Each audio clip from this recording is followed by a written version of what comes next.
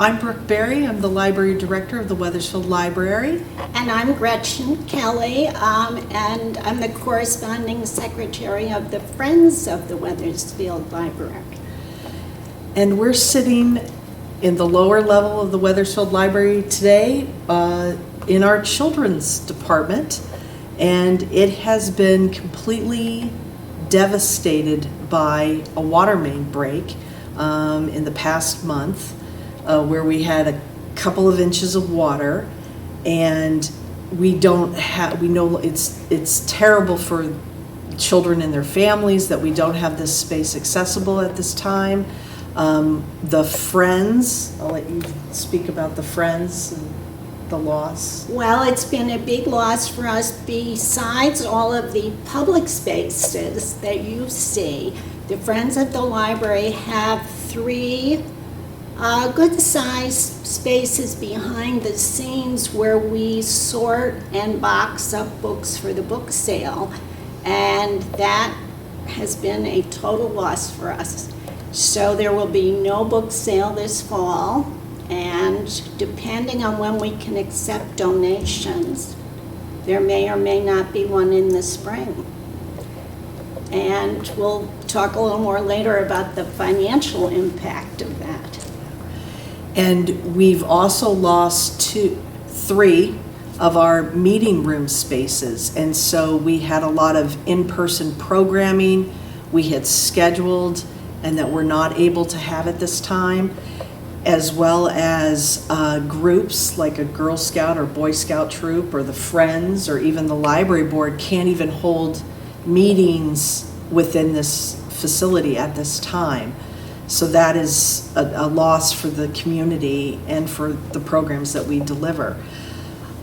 So I'll talk a little bit about the Friends and what we have done and want to continue doing for the library.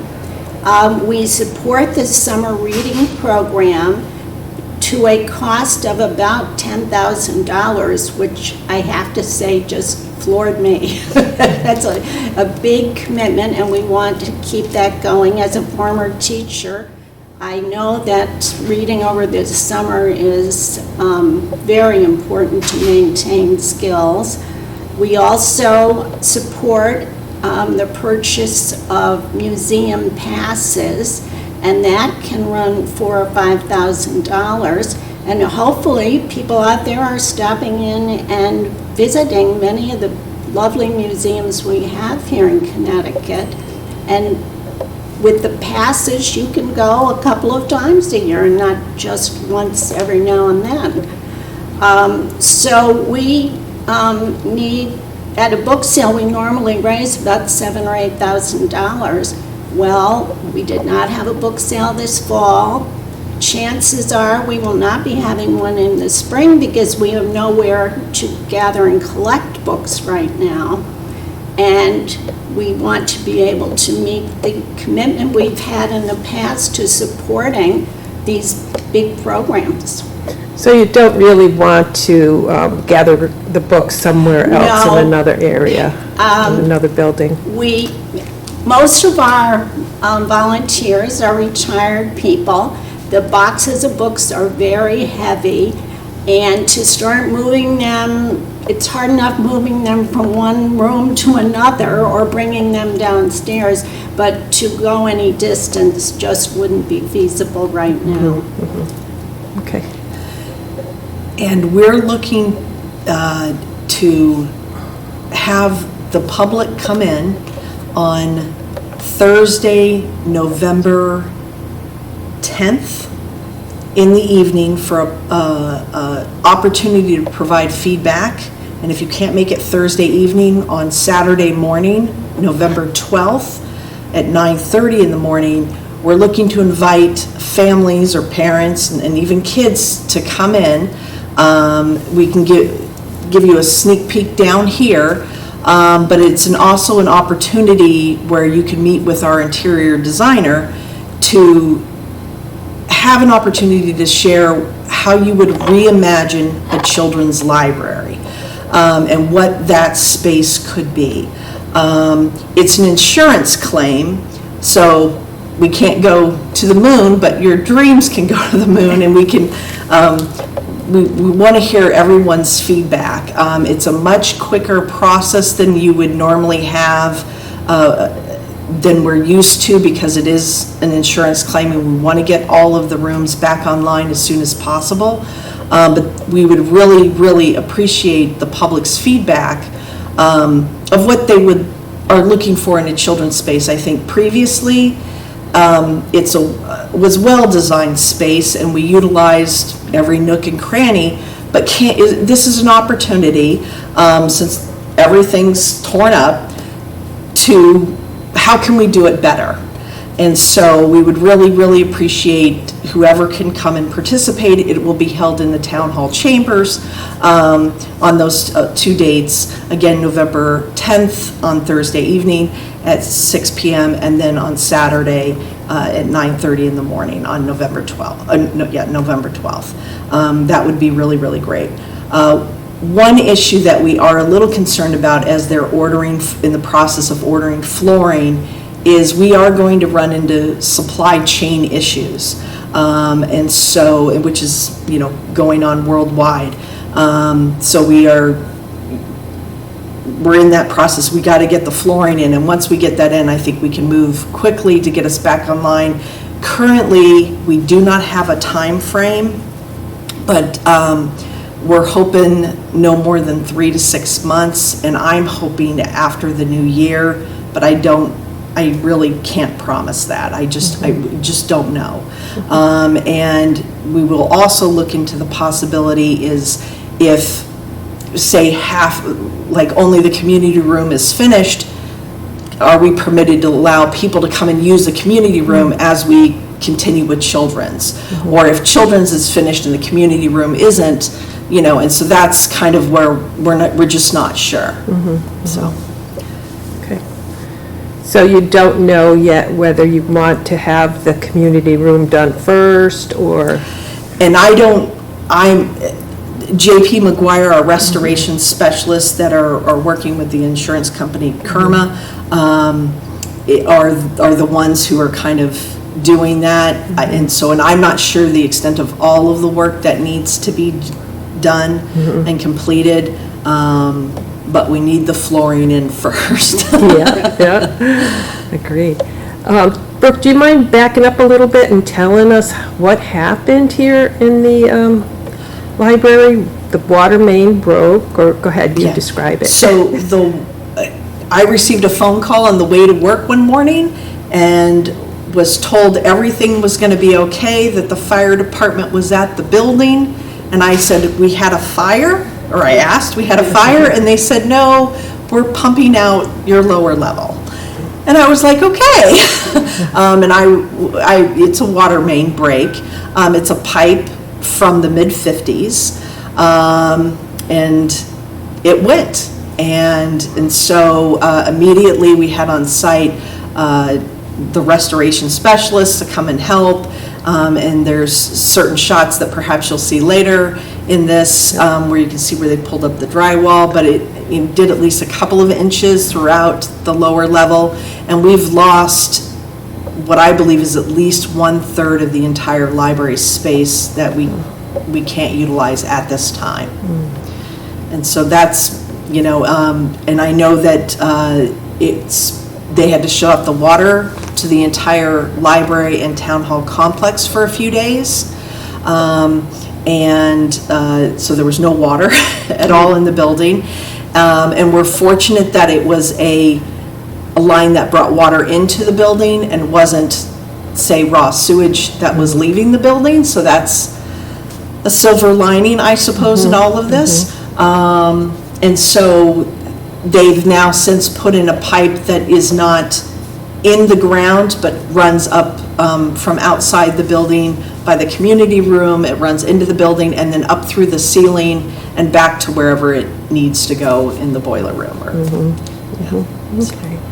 And you don't know yet if it's impacted a lot of the books, the children's books, right? So we believe that most of the children's books have been saved. but we're very concerned because there was so much water in here for at least some period of time, and then the moisture as they were using dry vacs, of how that's affected the pages of the book, and if they become really wrinkly, if they've been overexposed to moisture in the air. So they're in boxes, we really don't know. J.P. McGuire had dehumidifiers in here running for days. So I am cautiously optimistic that our collection will be okay. And we had several thousand items circulating in the community with the great readership of Wethersfield. So that was going, and those items we've not returned back down here, and we have prioritized the ordering of many, many new children's books. Usually we order at different times of the year, but right now we're all in on children's materials. So many of the items that you see where we've relocated a small portion of books to the first floor so that families can come in and have access to a small browsable location temporarily. So there's something when you walk in, they can, a lot of those items are brand new, which is really, really great. Nice. And the children's programs had to be discontinued for a while? Yes, and we had a whole slew of wonderful fall programming planned. Many of them were filled, and we had to call all of those families and let them know, we hope to see you in the spring, is the plan, and that's our goal. So I would like to give you some opportunities to support the Friends, and then we'll be able to help support the library in this restoration project. First and foremost, if you would consider becoming a friend of the library, there are application forms on the library website under the Friends section, and membership cost varies greatly. Please feel free to contribute at the level you're most comfortable at, and if you want to add a little extra, it'll be put to very good use. We also have two very nice raffle baskets, one for children and one for adults. Tickets are $5 a piece. They will be on sale through the end of November. So if you're in the library, stop and look and maybe grab a few tickets to share with your family at Thanksgiving dinner.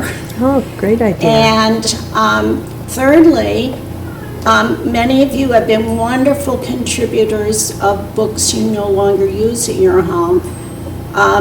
We're hoping you can find a little corner in your dry basement and hold on to them for a few more months so that when we can start accepting books, we'll be able to quickly sort them out, and depending on the timing, maybe have at least a pop-up book sale sometime in the spring. That's a great idea. Any other comments before we take a tour of the areas impacted by the water main break? We're just trying to get it restored as quickly as possible so that the community can come and use it again. Yeah. So, Okay. 6 feet below this is the pipe from 1956 that runs over 60 feet from here by the stairwell of Children's all the way to the Silas Dean Highway. And at some point, it appears definitely here, but perhaps in other spots, the water main broke or failed, and they had to try to locate or get to the bottom of it. And they did shut off the water, and then they brought in a new pipe, and the new pipe, instead of running through the ground, is running through the ceiling from the edge of the building on the Silas Dean Highway by the community room windows over there, through the ceiling and over here, and you can see that's the new pipe, and that goes behind this wall is the boiler room. And so that's where that has been brought in. So that's good, but it was 6 feet down and they had to jackhammer to get to that spot. Okay, so they were pretty quick shutting the water off, or? Yes. Okay. But how much water leaked out, You don't know when it happened? I don't know when it Yeah. started. Oh. Yeah.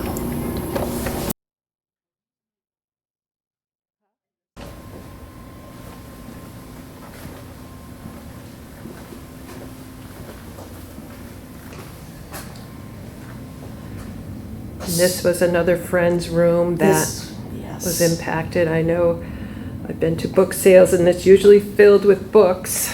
And today it's not, obviously. Yes, this is absolutely devastating. So they had, after the flood, you had to come in and pack up all the books.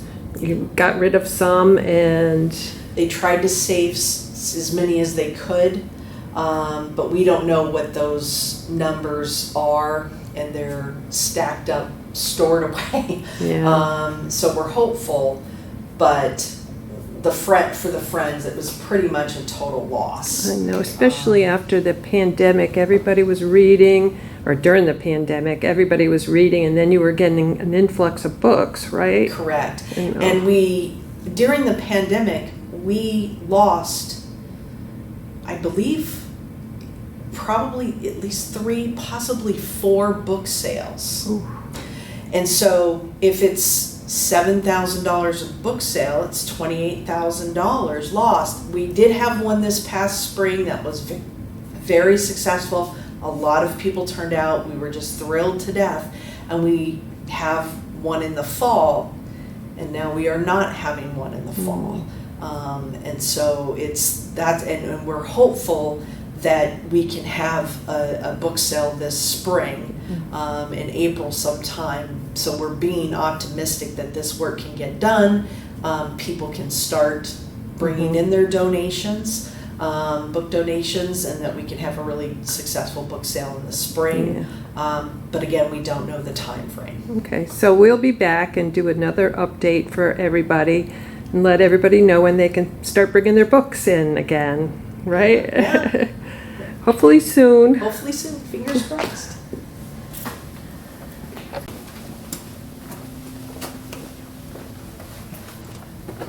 These are some of the saved books, things, or you still have to go through these to make sure they're good? Correct. These were put in here very quickly by Meyer, who is working with J.P. McGuire, the restoration specialist. And these are, Meyer is commercial movers who one aspect of their business is they specialize in library materials. And so they know where things are located, but they use their own labeling system that, let's just say it's not Dewey Decimal. Okay. But they have, we believe, we're hopeful that a lot of this material is fine and is good to go. And so this is a mixture of friends' books as well as children's books in here, as well as some furniture that we believe was not damaged. Question. Do you know if everything is being covered under insurance, like the Meyer group and So everything else? there's a claims adjuster who works with J.P. McGuire, and that's going to be handled on the town side. So I'm hopeful that a lot will be covered by the insurance. But where there's, if not, we'll try to find a way with working with the friends and working with the town to see if, but we just don't know the extent, at this point in time. So. Okay. Thanks. Okay. So along this wall, this is where they have removed drywall that was damaged and cut up to a certain point higher than where it actually hit the drywall, and to allow for so that there's no mold or mildew, and to allow it time to kind of dry out. And we've had dehumidifiers running, which has been great. And now they're working to redo some of the electrical that needs to perhaps be redone. And so that's my understanding is they're measuring this to replace it as soon as possible. Okay. And this is where we used to come for the book sales, as we can see. Can't do that anytime soon. Our new pipe that has come in from the outside near the Silas Dean Highway, and it's, instead of running underground, it's running up through the ceiling, and there we are. And they're building an enclosure around it, and they'll have access panels so that they can shut it off or do whatever work they need to do to it. Shouldn't need too much because it's brand new, but they're trying to make it as tight as possible so that I don't lose chairs inside. And we refer to this room as the Jane Showman Community Room. So Jane Showman is a benefactor of the library and had donated the proceeds from the sale of her house to the library.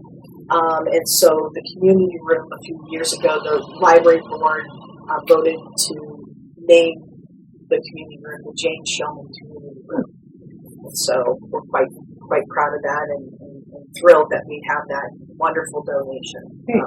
A spot underneath the stairs coming down into the lower level in the children's department, and this was our puppet area, and we had just purchased brand new puppets, and that has now been torn out. Are the puppets okay? The puppets are okay. We're very pleased to say.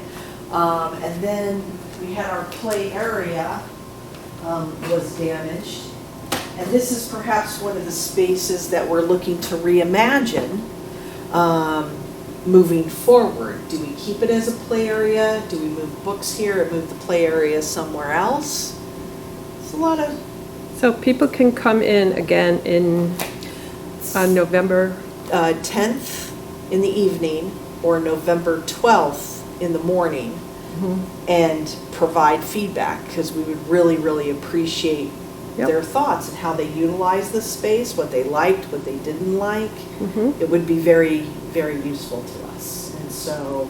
how many people do you think used the space on a typical day? How many kids? I can only say for the entire building, but pre-pandemic, we'd get 400 to 500 people a day. The last statistical report I looked at, we were getting 300 people a day. And a significant portion of that is families coming downstairs children, to utilize the children's right. department.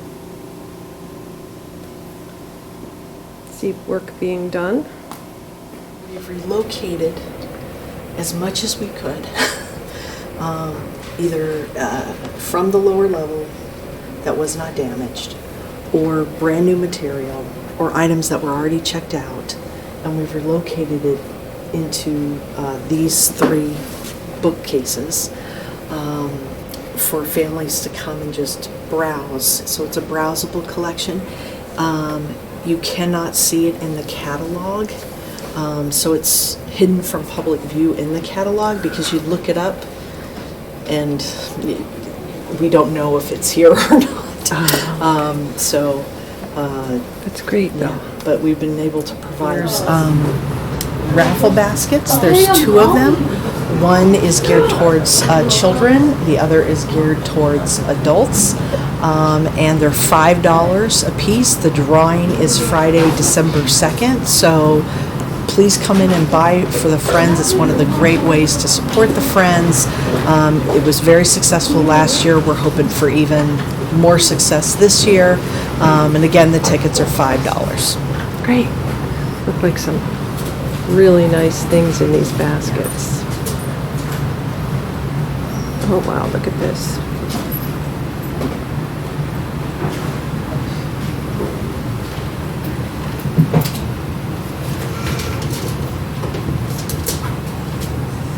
That would be a great Christmas present for somebody.